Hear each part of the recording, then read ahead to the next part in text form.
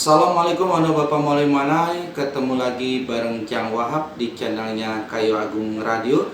Seperti biasa untuk Bapak Molimana, kita selalu membahas mengenai masalah seni, budaya, nilai tradisi, adat istiadat, cerita rakyat yang ada di Kayu Agung, Kabupaten Ogan Komering Ilir, tentunya bersama Pak Yusrizal. Iya. Selamat malam Pak Yusrizal. Selamat malam. Kalau boleh diinformasikan, ini pemakaian dari baju ini atau busana ini kira-kira mencerminkan adat atau ini tradisi merupakan bentuk busana ya. dalam tari ritual Ya. ya, yang namanya tari tulung nyawe. Oh, jadi memakai Ya. seperti ini ya. Karena tari ritual tulung nyawe itu suatu permintaan dari para kiai, gitu kan, untuk meminta kehadiran orang yang lama di rantau yang tidak pulang-pulang. Jadi dia melakukan ritual-ritual untuk memanggil jasad orang yang di rantau tersebut. Yang di rantau tidak pulang-pulang. Ya. Tapi beda dengan Bang Toyib ya. Ya. Tidak pulang-pulang. Ya, ngomong-ngomong Pak Yusrizal, kita hari ini atau kali ini kita nak bahas mengenai apa ini? Bahwa Kayu Agung itu sangat kaya, Iya.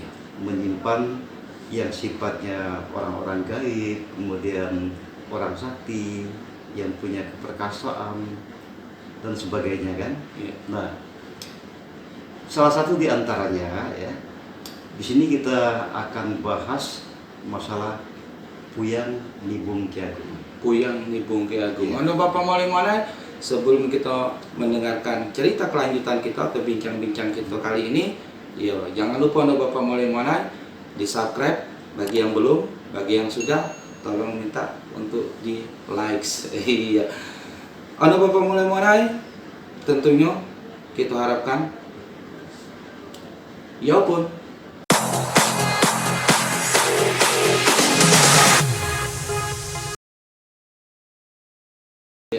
jadi Puyang Nibung ya, Puyang Nibung Ki Agung. Yang perlu ditanyakan oleh Jang Wahab masalah Puyang ini ya. Sebelum kita masuk ke Puyang Nibung, dikatakan Puyang biasanya banyak kesaktian yang dimiliki oleh pendekar tersebut atau orang tersebut. Tapi ada yang sakti tapi tidak dikatakan Puyang. Nah, tolong dijelaskan oleh Pak Yusrizal kriteria semacam apa yang dikatakan Puyang itu. Nah, kalau kita bahas masalah pengertian Puyang, nah, kita kembali ke versi daerah masing-masing ya. Nah, di Kayu Agung itu zaman dulu ada 3 versi, ada Puyang, ada Muyang, ya, ada leluhur. Nah, tapi yang paling tinggi adalah Puyang. Memang dikatakan tadi bahwa yang berhak mendapat predikat Puyang ya, itu adalah orang-orang yang memiliki kesaktian. Akan tetapi, walaupun dia memiliki kesaktian, tetapi tidak memasyarakat, maka dia samar-samar untuk dikatakan Puyang. Dia baru sekelas dengan Muyang. Muyang.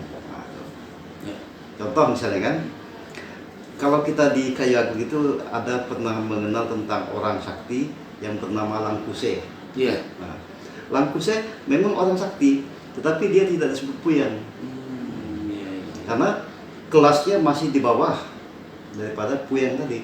Memang dia punya kesaktian, tetapi kesaktian dia ini belum digunakan oleh orang banyak. Baru hanya sebatas untuk kepentingan pribadinya dan untuk kepentingan keluarganya. Nah, langsung kita bahas atau bincang-bincang mengenai masalah Puyang Nibung ya di Ki Agung. Ini sejarah kehidupan Puyang Nibung itu bagaimana Pak Yusrizal? Nah, Puyang Nibung ini ya, itu digambarkan pada masanya ini kehidupan di abad ke-16 ya. Antara 15-16 ya. Puyang Nibung ini adalah seorang pengembara, tetapi dia ini memiliki katakanlah kalau zaman-zaman sekarang orang-orang yang berkelana kan, dia tidak punya sanak keluarga. Katakanlah dia ini hidup sebatang kara berkelana kan, tetapi dia hidup di daerah Kayu Agung. Hidup di daerah Kayu Agung. Nah, Nibung itu nama aslinya. Iya. Sedangkan Ki Agung itu dia mengidentikan bahwa dirinya tinggal di Kayu Agung.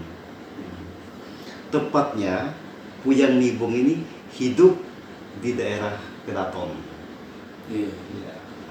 Apa kesaktian yang dimiliki oleh Puyang Nibung ini? Nah, Puyang Nibung ini hampir sama dengan puyang-puyang yang sebelumnya kita sebutkan kan. Iya. Dia ini memiliki senjata kesaktian.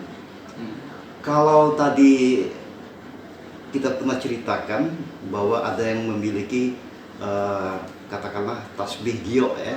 Iya. Nah, kalau si Nibung ini dia benar-benar memiliki tasbih, tapi bukan dari giok.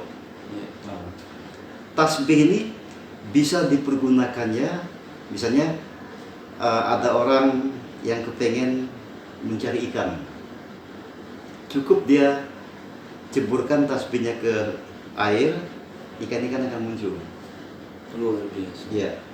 Nah, dia paling benci dengan hewan-hewan yang sifatnya tidak punya lidah, seperti buaya misalnya kan, biawak, dia paling benci. Kenapa? Karena konon katanya si Nibung Ki Agung ini adalah keturunan-keturunan orang-orang yang sering diganggu oleh buaya. Musuh terbesar dari Puyang Nibung itu siapa ya di Kayu Agung yang lebih sakti dari? Pada hakikatnya musuh dia yang paling besar kan. Iya. Ini ada dua daerah. Kalau di daerah Pampangan ya, itu Buyut Bedendang. Iya. Kalau di Kayu Agung itu Puyang Patija. Oh, jadi Puyang Patija sebagai musuhnya? Iya. Hmm, Tetapi semasa Puyang Patija masih hidup, dia tidak berani. Iya. Karena kesaktian Puyang Patija lebih hebat daripada si Nibung Ki Agung. Iya. Kalau Puyang Patija adalah sosok perempuan, Iya. sedangkan Nibung Ki Agung adalah sosok laki-laki. Jadi setiap ingin mengganggu Puyang Patija, dia selalu dilindungi oleh hewan-hewan. Hewan-hewan. Nah, hewan-hewan itu akhirnya ya jadi musuh dari Iya. Puyang Nibung itu ya? Iya. Tetapi ini pada suatu saat kan diceritakan bahwa Nibung Ki Agung ini kan sedang pergi ke kebun. Biasanya kan kalau di kebun itu petalangan, tidak ada katakanlah air kan, Iya. kecuali di rawa-rawa kan. Nah, kenapa pada waktu itu muncullah beberapa buaya ingin mengganggu dia kan? Iya. Nah, tapi dia sadar ini katanya buaya ini peliharaan si Puyang Patija. Iya. Akhirnya memang terjadi perkelahian antara dia dengan si buaya-buaya tadi kan. Tetapi dia tidak sempat membunuh buaya-buaya tadi karena dia masih takut imbasnya adalah Puyang Patija. Iya.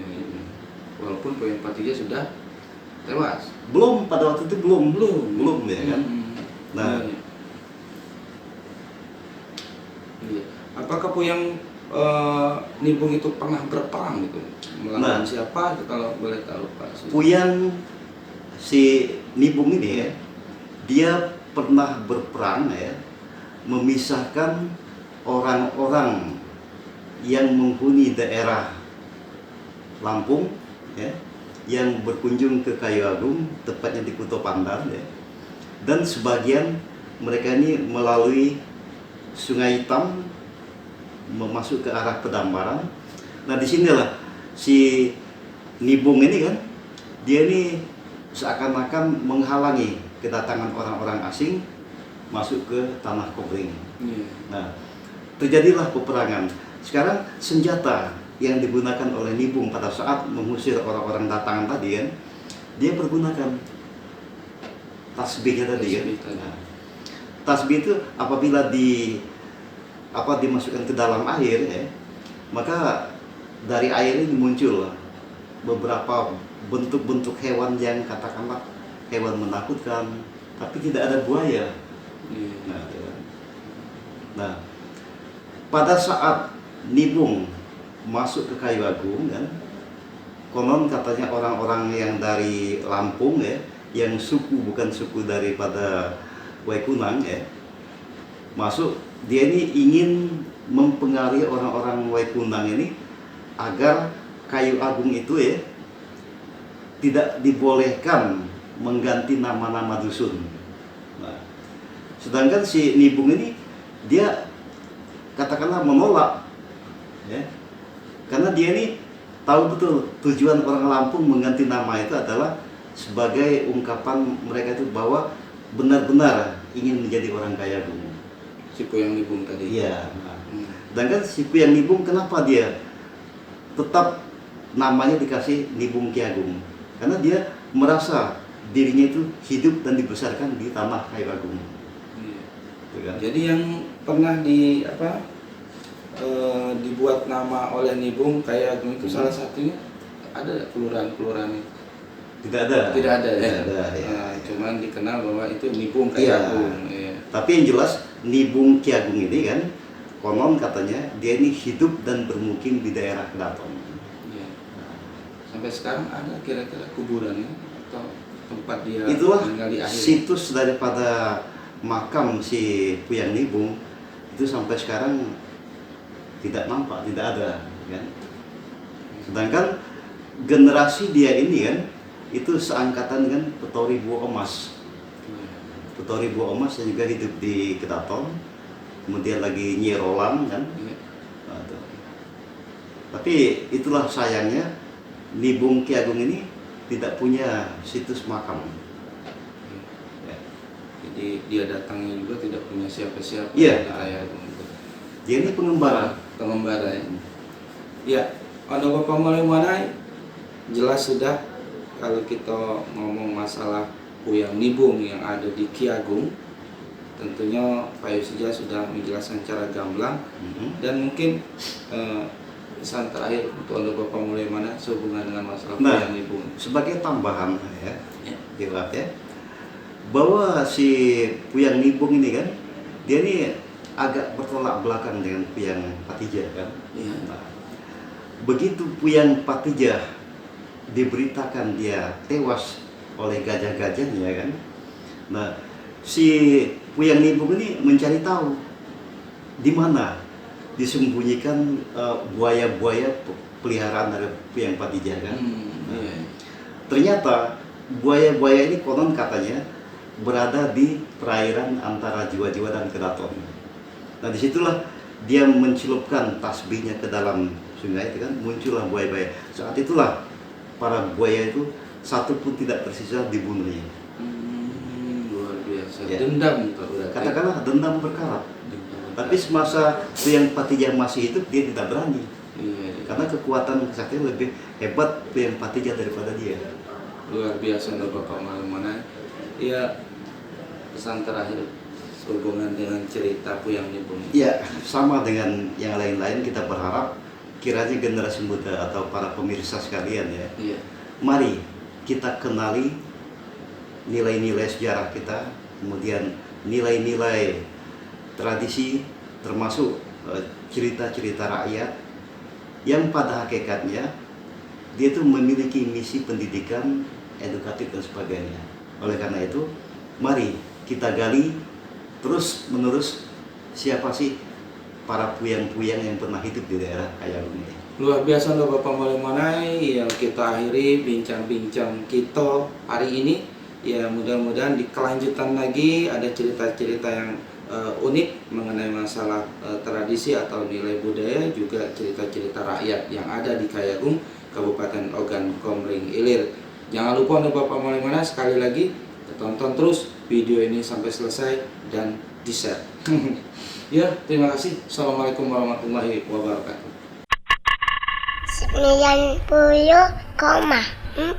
Kayu Agung Radio.